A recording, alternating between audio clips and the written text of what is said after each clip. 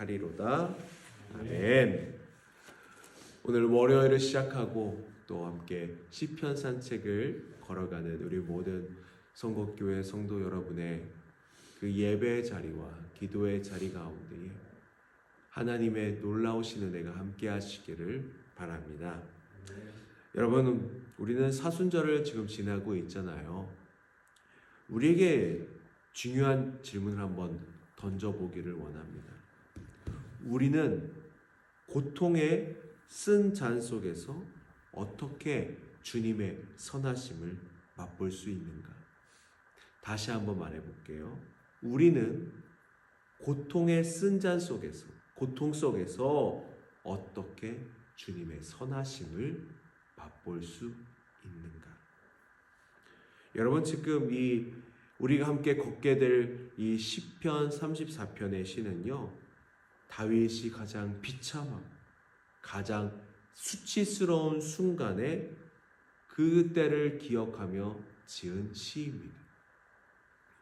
살기 위해 그 적국 블레셋 왕 앞에서 미친 채하며 침을 질질 흘려야 했던 미친 사람인 마냥 그렇게 흉내를 냈던 처절한 도망자의 신세에서 다윗은 원망이 아니라 찬양을 선택하고 있습니다. 어떻게 우리는 고통의 쓴 잔 속에서 주님의 선하심을 맛볼 수 있는가? 오늘 본문을 통해 그 답을 한번 찾아보았으면 좋겠습니다. 8절입니다. 8절을 함께 읽어볼까요? 시작. 너희는 여호와의 선하심을 맛보아 알지어다. 그에게 피하는 자는 복이 있도다. 아멘. 정말로 그 고통의 고통의 그 상황 속에서도 너희는 여호와의 선하심을 맛보아 알지어다. 그에게 피하는 자는 복이 있도다. 이렇게 말하고 있습니다. 이것이 바로 우리가 시편의 주제라고 항상 이야기하고 있던 누가 과연 여호와께 진정으로 피하고 있는가? 나의 삶 속에 우리가 얼마나 삶이 복잡단안해요. 얼마나 마음이 아픈 것도 많아요. 쓰리게 하는 것도 많잖아요. 염려도 많고. 그러나 그런 우리의 삶 속에서 하나님을 정말 내가 피난처로 삼고 있는가?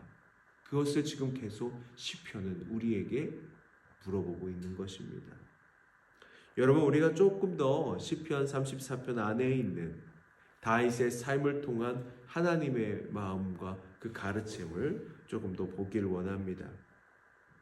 이 시편 34편은요, 제가 이렇게 쭉 읽어보니까 무엇이 하나가 이렇게 좀 생각이 나는 거예요. 무엇이지? 이렇게 생각해 보니까 마태복음 5장에 팔복이랑 또 이렇게 비슷한 부분들이 있더라고요. 예수님이 이런 시편의 형식을 가져오셔서 말씀하신 것 같더라고요. 다윗은 이야기하고 있어요. 여호와는 마음이 상한 자를 가까이 하시고 충심으로 통회하는 자는 구원하시도다. 18절이거든요. 18절에 보면은 여호와는 마음이 상한 자를 가까이 하시고 충심으로 통회하는 자를 구원하시는도다. 아멘이죠. 이것은요, 예수님께서 말씀하신 마음이 가난한 자가 복이 있도다 라고 하신 선포와 같습니다. 또 8절을 함께 읽어볼까요? 너희는 여호와의 선하심을 맛보아 알지어다. 그에게 피하는 자는 복이 있도다. 아멘. 여러분, 스스로 공고한 자라고 부르며 오직 하나님만 자랑하는 다윗의 모습은 세상의 힘이 아니라 하나님의 통치를 구하는, 하나님께서 내 삶을 헤아려 주시고 또한 통치해 주시기를 구하는 온유한 자의, 하나님 앞에서 온유한 자의 모습입니다.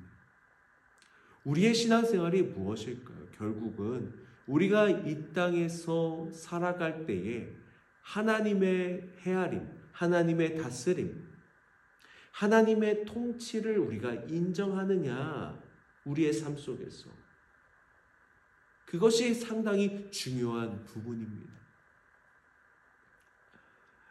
그래서 십자가 앞에서 우리의 마음을 상한 마음과 우리의 가난한 마음을 내려놓아야 합니다.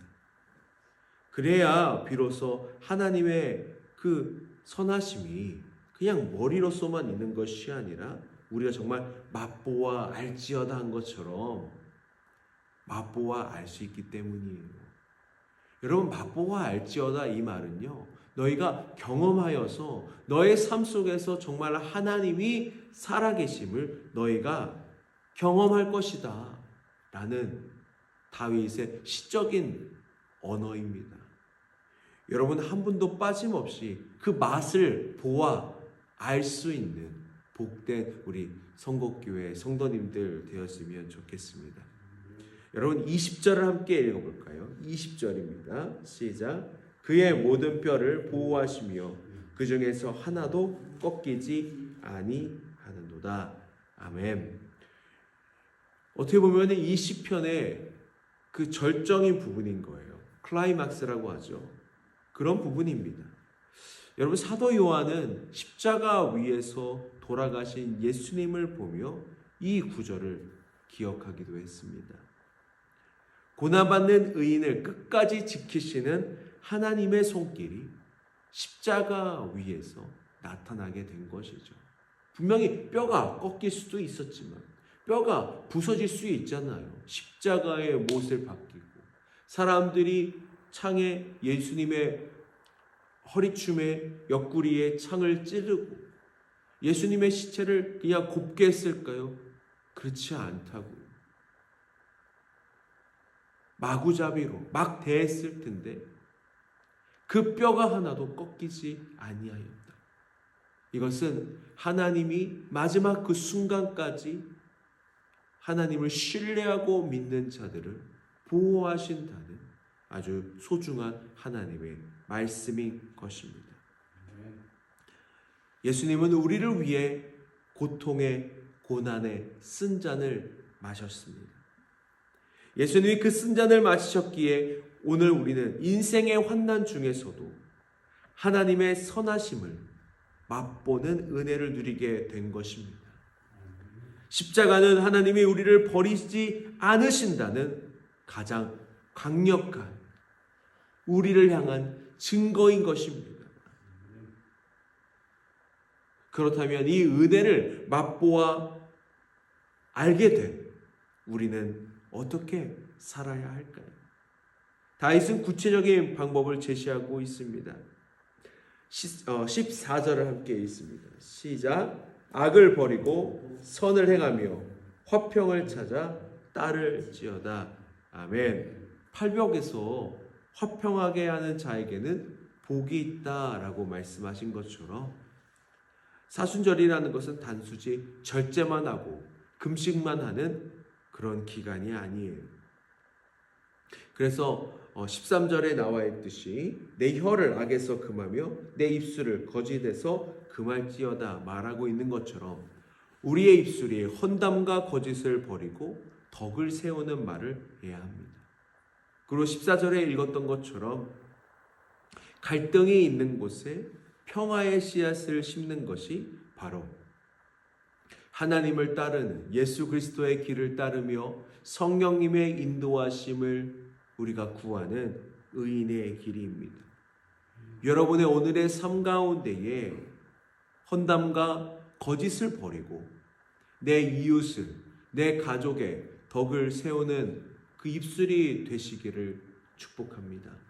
그리고 갈등이 있는 곳에서 갈등의 불쏘시개가 되는 것이 아니라 평화의 씨앗을 심는 그런 복된 의인의 길을 걸어가시길 바랍니다.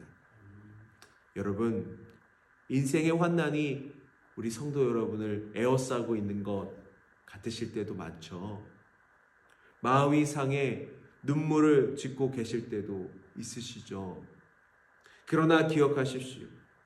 여호와의 천사가 주를 경외하는 우리 성도님들을, 우리 하나님의 자녀들을 둘러 진치고 보호하고 계십니다. 7절이에요. 우리 7절 한번 읽어볼까요? 여호와의 천사가 주를 경외하는 자를 둘러진치고 그들을 건지신도다. 아멘. 하나님께서 여러분 우리를 바라보고 계십니다. 우리는 그 보호하심을 믿고 인도하심을 믿고 하나님께서 펼쳐주시는 그 온전한 길로 나아가면 되는 것입니다. 오늘 하루 내 힘으로 문제를 해결하려고 애쓰기보다는 주님, 저는 가난합니다. 주님의 선하심을 맛보게 하소서라고 기도하고 주님께 피하시길 바랍니다. 주님의 십자가가 여러분의 모든 환난에서 건져 주실 줄 믿습니다. 이런 복된 삶 되시는 우리 성곡교회 삶이 되시기를 예수 그리스도의 이름으로 축원합니다. 아멘.